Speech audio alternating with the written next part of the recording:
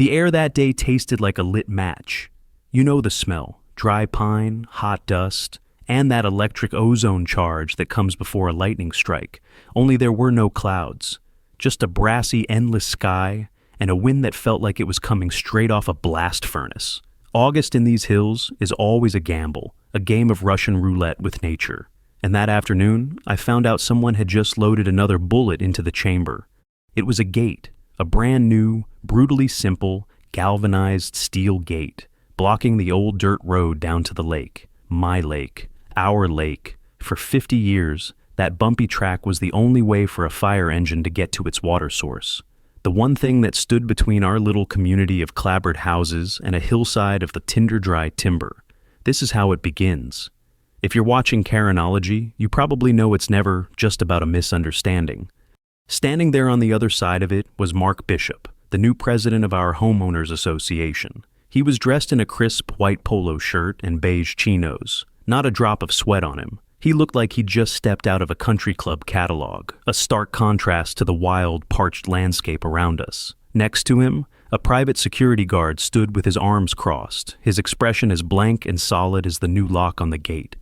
I killed the engine of my old Ford truck and walked over, the gravel crunching under my boots. The heat was a physical weight. I could feel my hand, out of pure habit, brush against the keys clipped to my belt loop, my fingers finding the familiar, heavy shape of my old Knox key. It's a master key that fire departments use. It used to open every lockbox, every emergency gate in the county. It was a symbol of a responsibility I once had. Now, it was just a piece of brass, a reminder of a career that had ended in smoke and paperwork. "Mark," I said, keeping my voice level. "What's this?" He gave me a smile that didn't reach his eyes. It was a politician's smile, all teeth and no warmth. "Afternoon, Alex. It's a safety improvement. Our new insurance carrier insisted on it. Liability, you know."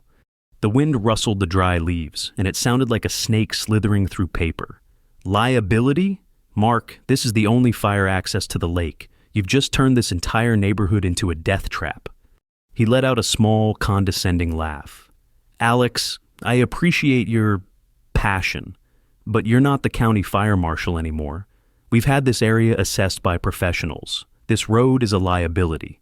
The Homeowners Association has installed a new, state-of-the-art hydrant system, far more efficient." I stared at him. I'd seen his new hydrants. A few cheap standpipes connected to the residential water line. They wouldn't have enough pressure to fill a bathtub in a fire, let alone fight a wall of flame coming down that hill. Have you ever tried to explain a simple, life-or-death fact to someone who is determined not to understand? It's like trying to scream underwater. "Those hydrants are a joke and you know it," I said, my voice getting tight. "You need a pumper truck drawing from the lake. That's the only thing that works here." Bishop's smile finally vanished. He took a small step forward, his polished loafers looking ridiculous on the dusty ground. He pointed a manicured finger at a new sign bolted to the gate. It read, "Private property, access controlled by covenant."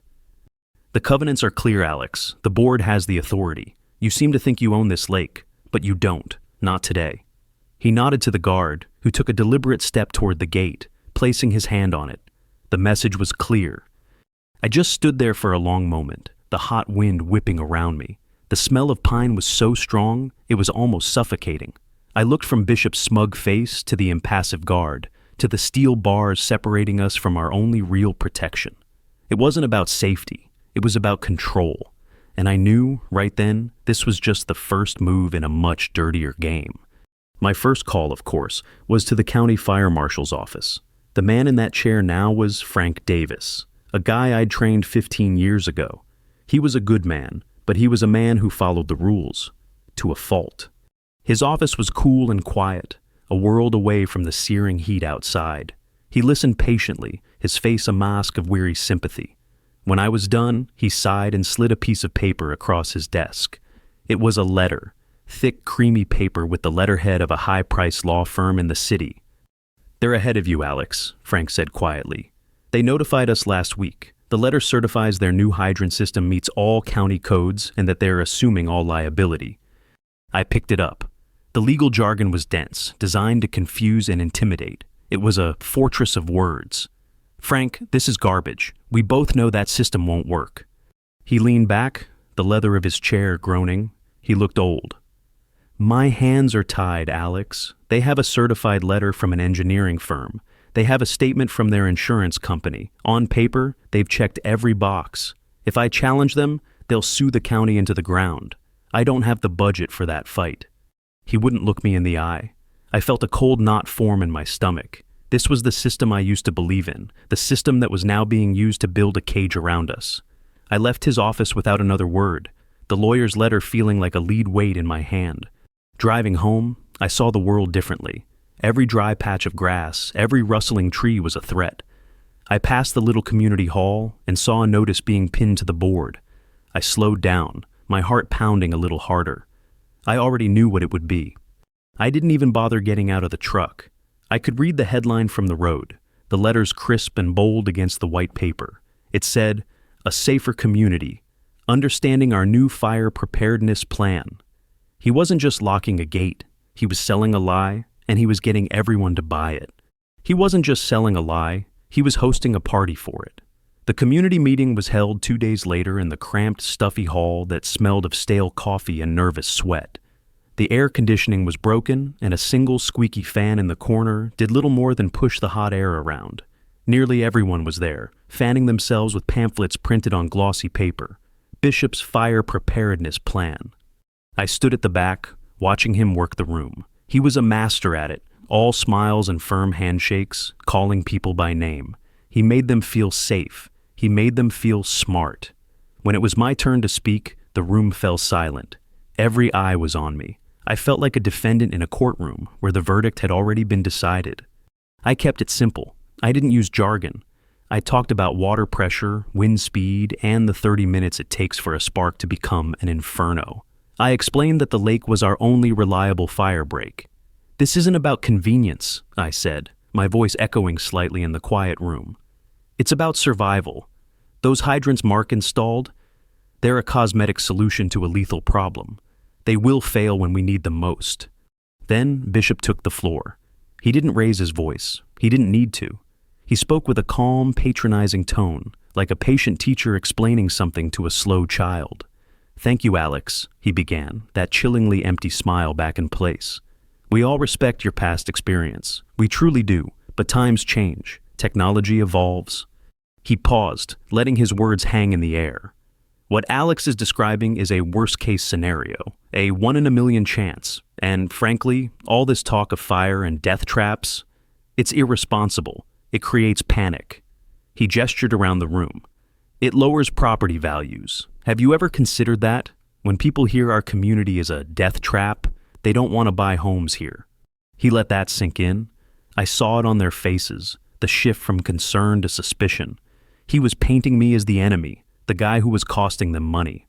He leaned forward, his voice dropping into a confidential whisper. "I have to wonder, what's the motive here? Is it possible someone might benefit from a drop in real estate prices? Someone looking to, perhaps, expand their own property holdings on the cheap?" A collective gasp went through the room. It was a disgusting, brilliant move. He hadn't just discredited me, he'd given them a reason to hate me. In 30 seconds, I went from a concerned neighbor to a predatory schemer. People I'd known for 20 years, people I'd had barbecues with, were now staring at me with cold, accusing eyes. The meeting ended with a round of applause for Bishop. I was left standing alone, the sound of their clapping like handfuls of dirt being thrown on a coffin. I drove away from that meeting feeling a kind of cold fury I hadn't felt in years. He hadn't just beaten me, he had humiliated me. He'd used my own neighbors as a weapon. I got home, slammed the door, and for a moment, I just stood in the silence of my own house, the quiet buzzing in my ears. The fight seemed impossible. He had the law, the money, and now, the people. Just as I was about to pour myself a whiskey I probably didn't need, my phone rang. It was a number I didn't recognize. I almost ignored it, but something made me answer. "Alex Reed," I said, my voice hoarse. "Alex, it's Sarah Jenkins." The name took me a second. I hadn't spoken to her in years. Sarah was a commercial insurance agent, a real shark. We'd crossed paths on a few arson investigations back in the day. She was sharp, cynical, and missed nothing. "Heard you're having some trouble with your homeowners association," she said, without any preamble. You could say that, I replied, surprised she'd even heard about it. I heard your president's name is Mark Bishop, she continued, her voice all business. Used to be a broker himself before he got into real estate. I was curious, so I did a little digging. Your HOA just switched their liability carrier. Did you know that? He mentioned it, I said. Said the new carrier insisted on the gate. There was a pause on the other end of the line. Then Sarah let out a short, dry laugh. Alex, the carrier they switched to is a high-risk offshore firm out of Bermuda. Their premiums are 3 times the market rate. I stood up straighter. That didn't make any sense. Why would he do that? Why pay more? Her voice dropped, and the cynical humor was gone, replaced by something colder. That's the million-dollar question, isn't it? Nobody pays 3 times the price for insurance unless they're hiding something, or expecting a massive payout. She paused again. And this is the part that stuck with me, the words that would echo in my head for days. You're looking at the lock on the gate, Alex, but the real story? I think it's in the fine print of that insurance policy. Sarah's words were a life raft in a sea of hostility. For the first time since that gate went up, I felt like I wasn't fighting ghosts, an overpriced insurance policy. It was a thread, a single loose thread on Bishop's perfectly tailored suit, and I was going to pull it. If you've ever been in a fight where you're completely outmatched, you know that feeling. It's not about winning anymore, it's about finding a weak spot, any weak spot. Sarah agreed to discreetly get me a copy of the policy summary. It wasn't easy, and it wasn't entirely legal, but she had her ways. She was one of those people who believed that rules were for people who weren't smart enough to get around them. While I waited, I started my own homework. I spent 2 days poring over every public document I could find on Bishop and his real estate ventures. It was mostly a dead end. The man was clean, almost unnaturally so. His companies were nested inside other companies, a maze of LLCs designed to be impenetrable. But then I found something, a small news clipping from a business journal 4 years ago. It detailed a fire at a commercial warehouse Bishop owned in another state. The building was a total loss. The official cause was faulty wiring, but the report mentioned that the fire suppression system had mysteriously failed. The insurance payout was enormous. It was just a coincidence, of course, but it felt like another thread. The next morning, I was outside, checking the perimeter of my own property, when a car I didn't recognize pulled up. A man in a county-issued polo shirt got out, holding a clipboard. He had the weary, disinterested look of a lifelong bureaucrat. "Alex Reed?" he asked, not making eye contact. "That's me." He handed me the clipboard. "This is a preliminary notice of violation from the County Code Enforcement Office. An anonymous complaint was filed regarding an unpermitted structure on your property." I stared at him, dumbfounded. "What structure?" He pointed vaguely towards the old shed at the back of my yard, a shed that had been there since my grandfather built it in the 60s. "You have 30 days to produce a permit or demolish it. Failure to comply will result in a fine of $10,000. He turned and walked back to his car before I could even form a response. The timing was too perfect. The complaint was anonymous, but I knew exactly who had made that call. This was Bishop's next move, not a frontal assault, but a war of 1,000 cuts. Drown me in fines, bury me in paperwork, make my life so miserable that I'd either give up or be forced to sell. The next blow came online. I'm not a big social media guy, but my neighbor, a younger woman named Chloe, who was one of the few people still talking to me, sent me a link. It was to a blog, a slick-looking page with the generic title, Community Watch. And there, on the front page, was an article titled, The Fire Inspector Who Fanned the Flames. My blood ran cold. It was about me. It was a twisted, distorted version of the incident that ended my career.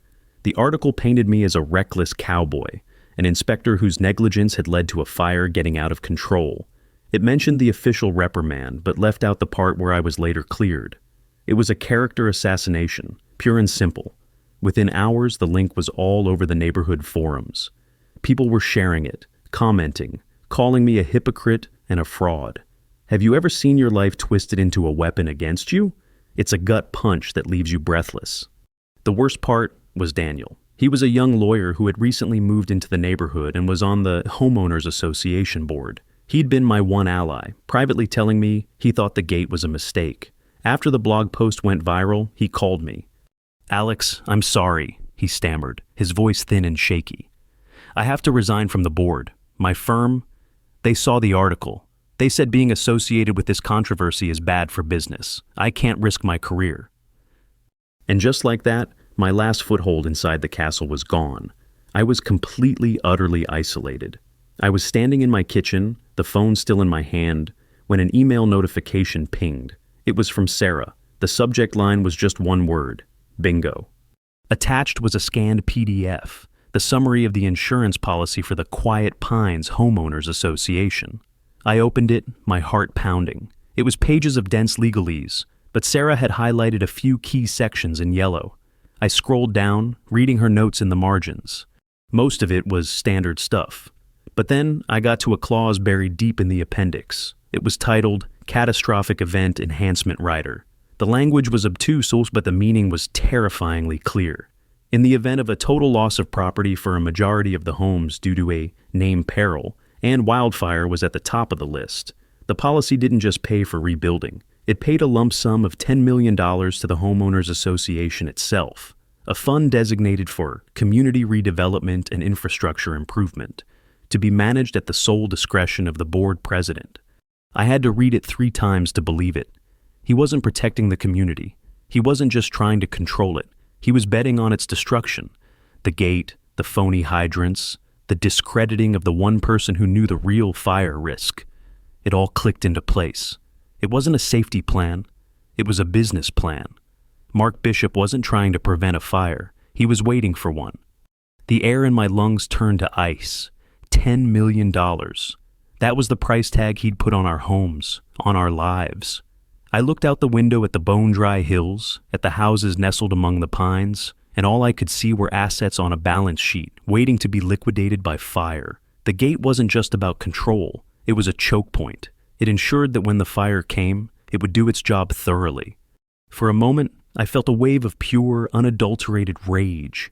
I wanted to print out that policy, march over to Bishop's immaculate house, and nail it to his front door.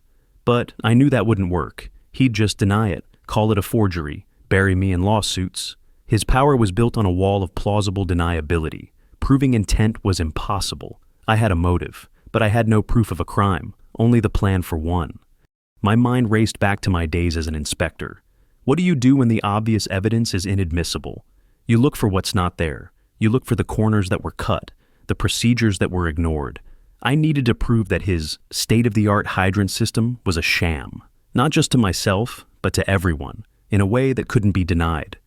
I still had some of my old equipment, professional-grade gear that the county had let me keep when I retired. Among it was a high-precision digital pressure gauge with a set of adapters. It was designed for testing commercial sprinkler systems, but it would work just fine on a fire hydrant. The plan was risky. I'd have to do it at night. If I was caught tampering with HOA property, Bishop would have me arrested before I could even say the word lawyer. But what other choice did I have? Wait for the smoke to appear on the horizon? That night, I waited until well after 2 a.m. The moon was a sliver, and the neighborhood was wrapped in an unnerving silence. The only sound was the constant whispering hiss of the wind through the pines. I dressed in dark clothes, my heart thumping a steady, heavy rhythm against my ribs. It felt like one of my old army ops, a ghost of a life I thought I'd left behind. You know, it's a funny thing what you store away in your muscle memory. You never think you'll need it again until the day you do. I chose the hydrant furthest from any houses, tucked away at the end of a cul-de-sac. It was one of the new ones Bishop had installed, still shiny under the faint starlight. I worked quickly, my hands moving with a practiced efficiency I hadn't realized I still possessed. I attached the adapter, screwed on the gauge, and took a deep breath. Then slowly I cracked open the valve. There was a gurgle, a hiss, and then a weak stream of water sputtered out. I watched the needle on the gauge. It climbed, trembled, and then stopped. My breath caught in my throat. The pressure reading was 45 psi, pounds per square inch. To a layman, that number means nothing, but to me, it was a confession. For a fire hose to be effective, you need a minimum of 100 psi. Anything less, and you're just making things wet.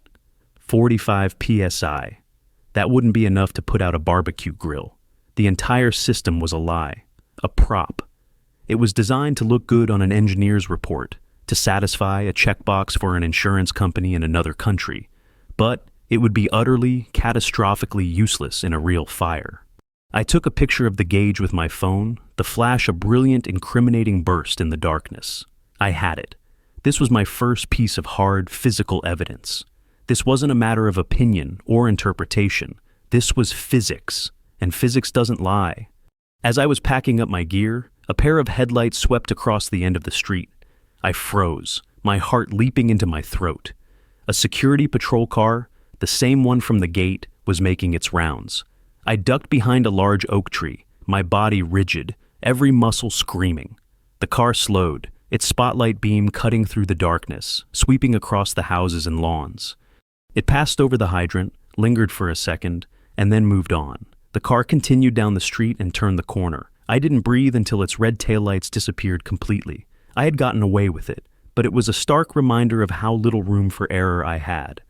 I got back to my house, my hands shaking slightly with adrenaline. I had the proof, but proof is only powerful if people are willing to see it. How could I get anyone to listen? The whole town thought I was a con man.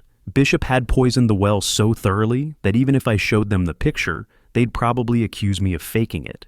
I sat at my kitchen table, the picture of the gauge glowing on my phone screen. I needed a stage. I needed a moment where Bishop couldn't control the narrative, where the truth could be seen by everyone at once. A moment so public and so undeniable that not even he could spin his way out of it.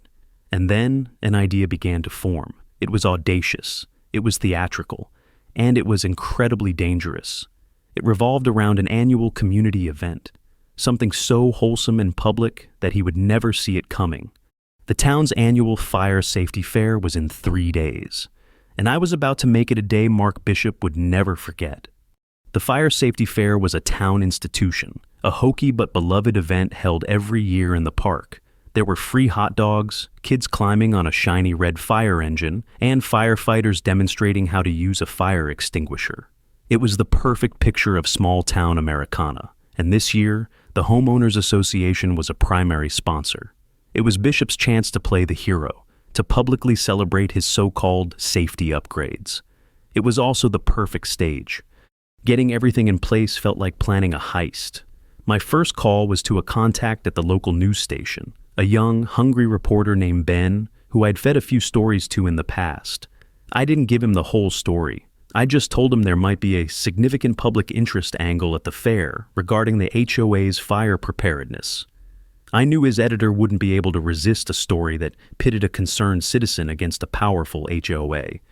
My second call was riskier. I called Sarah Jenkins, the insurance agent. "I need a favor," I said. "A big one." I asked her to find out who the lead underwriter was for the Bermuda-based insurance company, the actual person whose name was on the line for that $10 million policy. Then I asked her to do something that made her whistle under her breath. "I need you to get him to come to the fair. Alex, you're asking me to pull a senior vice president from a firm in Bermuda to a hot dog festival in the middle of nowhere. On what pretext? Tell him there's a demonstration of a revolutionary new fire suppression system he might want to invest in," I said. "Tell him it's a showcase of the very system his company is insuring. Tell him whatever you have to. Just get him there." It was a long shot, but if anyone could do it, Sarah could. His presence was the linchpin. It wasn't enough to expose Bishop to his neighbors. I had to expose him to the people who held his financial fate in their hands. The day of the fair arrived, hot and clear. The park was buzzing with families. Bishop was in his element, shaking hands, posing for pictures with kids, a benevolent king surveying his happy subjects. I saw Ben, the reporter, setting up his camera near the main stage. My heart hammered in my chest. So far, so good. But there was no sign of the man from Bermuda. I hung back at the edge of the crowd, trying to look casual, my nerves stretched taut. What if he didn't show? My whole plan would fall apart. The entire demonstration would mean nothing without the right witness. Have you ever put all your chips on one bet? The waiting is the hardest part. The world seems to slow down, and you can hear your own blood pumping in your ears. The official program began. The fire chief gave a speech. Then it was Bishop's turn. He strode onto the small stage, basking in the applause. He launched into a speech about community, responsibility, and safety. He pointed to the new gleaming yellow hydrant that had been temporarily installed in the park for demonstration purposes. "This," he announced, his voice booming through the speakers, "is the future of safety in Quiet Pines, a system that guarantees our protection." My phone vibrated in my pocket, a text from Sarah. It was just 2 words. "He's there." I scanned the crowd frantically, and then I saw him. Standing near the back, looking deeply uncomfortable in a tailored wool suit that was completely wrong for the weather, was a man with a frosty expression and cold, analytical eyes. He was flanked by 2 other men in suits. It had to be him. Sarah had done it. The final piece was in place. As Bishop wrapped up his speech, I made my move. I stepped forward, raising my voice to be heard over the clapping. "Mr. Bishop, that's a very impressive-looking hydrant. As part of this safety demonstration, I'm sure the community would love to see it in action." A murmur went through the crowd. Bishop's smile tightened. He was cornered. How could he refuse a public request at a fire safety fair? "Of course, Alex," he said, trying to maintain his composure. "An excellent idea." He signaled to the 2 firefighters who were manning the display engine. They looked at each other, a little confused, but they followed the order. They unrolled a thick canvas hose and connected it to the hydrant. The crowd watched, curious. This wasn't on the program. I moved closer to the stage, positioning myself so I was in the camera's line of sight. I saw the man in the wool suit take a step forward, his expression shifting from boredom to intense interest. This was it. "All right, open her up," Bishop commanded, trying to sound enthusiastic. One of the firefighters put a large wrench on the hydrant's valve and turned. There was a loud groan of metal, a clunk, and then nothing. Just a weak, pathetic gurgle. A trickle of water spilled out of the end of the hose and soaked into the dry grass. It wasn't a stream. It wasn't even a spray. It was a dribble. A pitiful, embarrassing dribble. A dead silence fell over the park. The only sound was the pathetic hiss of water and the distant chirping of birds. In that one moment, everyone saw the truth. The emperor had no clothes. All his promises, all his glossy pamphlets were a lie. I turned my head and looked directly at the man in the wool suit. His face was pale, his mouth set in a thin, hard line. He knew he'd been had. And right beside him, Mark Bishop stood frozen on the stage, his perfect smile finally, completely gone. The silence was deafening. It stretched for what felt like an eternity, thick and heavy with unspoken accusations. Every single person in that park, from the kids with their sticky cotton candy to the firefighters standing by their engine, was staring at that limp, useless hose. It was a more powerful indictment than any words I could have spoken. Then I spoke, my voice calm and clear, cutting through the stillness. I didn't shout, I didn't need to. I turned to Bishop, but my words were for everyone. That's your state-of-the-art system, Mark. That's what you're trusting to save your homes when a wildfire is coming down that hill at 50 miles an hour. I let that sink in. Then I turned and looked directly at the man in the wool suit, the underwriter. His face was a thundercloud. "And you, sir," I said, my voice hardening, "are you aware that this is the system your company is insuring for $10 million? A system that can't even fill a bucket?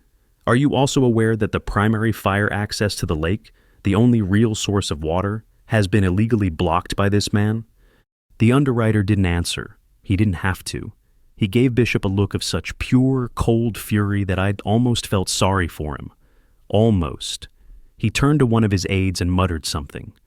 The aide immediately got on his phone. The game was over. The reporter, Ben, was right there, his camera rolling, capturing every second of it. The collapse of Bishop's face, the stunned disbelief of the crowd, the icy rage of the insurance executive. It was all there. The story was no longer about a cranky citizen. It was about massive, blatant fraud. Chaos erupted. People started shouting questions. Neighbors who had shunned me a week ago were now looking at me with a mixture of awe and apology.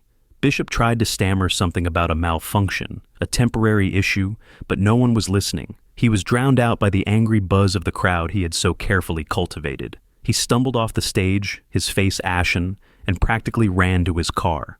The underwriter walked straight up to me, his suit jacket now unbuttoned, his tie loosened. He looked me up and down. "You're Alex Reed," he stated. It wasn't a question. "I am," I said. "You cost my company a lot of money today," he said, his voice flat. "But you probably saved us a lot more. We will be launching a full investigation, and we will be suing Mr. Bishop and his board for fraud." He handed me a business card. "My office will be in touch. We'll need your testimony." He turned and strode away, his aides trailing in his wake like pilot fish. In the aftermath, it was like a dam had broken. My phone didn't stop ringing. The local news story went viral overnight. Suddenly, I wasn't a pariah anymore. I was a hero. People were stopping me on the street to shake my hand. Daniel, the young lawyer who had resigned from the board, called to apologize profusely. It was a strange, disorienting feeling.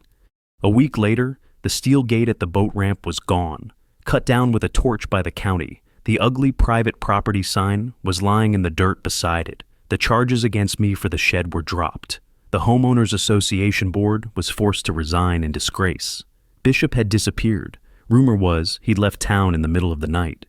The town council offered me a job. They wanted me to come back, to head up a new independent oversight committee for emergency preparedness in all the county's private developments. It was everything I had lost.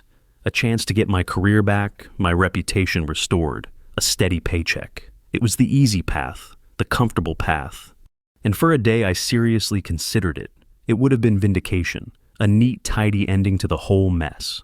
But as I stood there, looking at the now open road down to the lake, I realized something. Winning wasn't about getting my old life back. That life was gone. This whole ordeal had changed me. It had shown me how easily systems can be corrupted, how quickly neighbors can turn on each other, and how vulnerable we all are when we place our trust in the wrong hands. Taking a job with the county would just put me back inside another system. A bigger one, sure, but still a system with its own politics and blind spots. I hadn't fought this hard just to trade one set of bureaucratic chains for another. Have you ever come to a crossroads where the easy way feels wrong? Where the prize you thought you wanted suddenly looks hollow? I knew what I had to do. It wasn't the smart choice. It wasn't the profitable choice.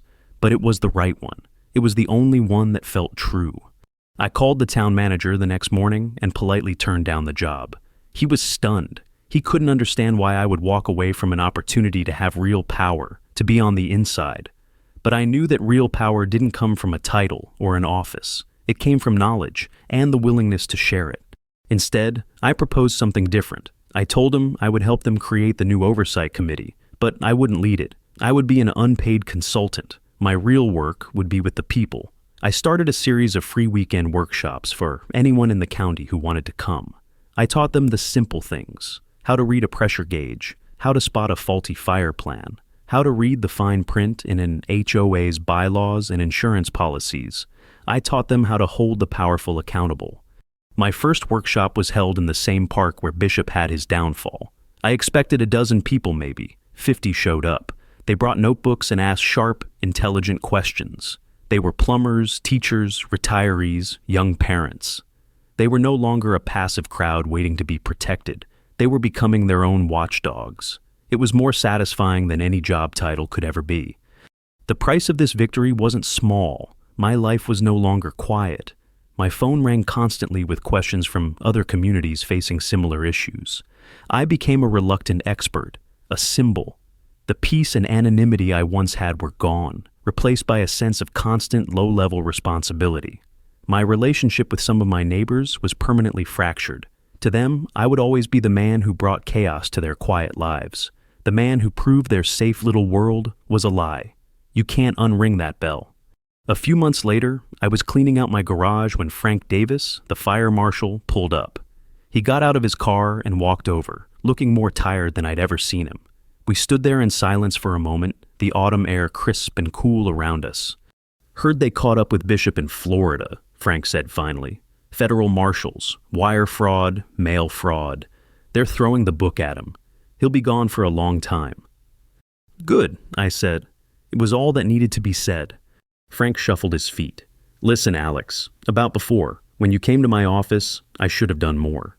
I looked at him, at the genuine regret in his eyes. He was a good man trapped in a bad system. "You did what the rules allowed, Frank." "Yeah, well, you taught us all a lesson about that, didn't you?" he said with a wry smile. He reached into his jacket and pulled out an envelope. "This came for you at the office." I took it. It was a plain white envelope with no return address. Inside was a single cashier's check for $10,000. In the memo line, someone had typed 3 words: "For the shed." I looked at the check, then back at Frank. He just shrugged. "Anonymous donor," he said. We both knew who it was from, the man in the wool suit, the underwriter. It wasn't a thank you. It was a transaction, a balancing of the books, a quiet acknowledgement from one world of power to another.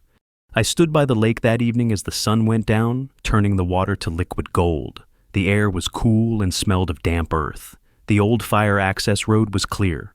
I held my old Knox key in my hand, its brass worn smooth from years of use. It was a key to a world I no longer belonged to, a symbol of a power I no longer wanted. For a long time, I just looked at it. It represented my past, my failure, and my eventual unexpected victory. Then, with a flick of my wrist, I tossed it. It spun through the air, catching the last ray of sunlight, and landed in the deep, dark water with a soft splash. I didn't need it anymore. I had found a different kind of key, and it was one that nobody could ever take away from me. If you've learned anything from this story, I hope it's this. Never underestimate the power of one person who has nothing left to lose. And if you've been through something similar, drop a comment below. You're not alone.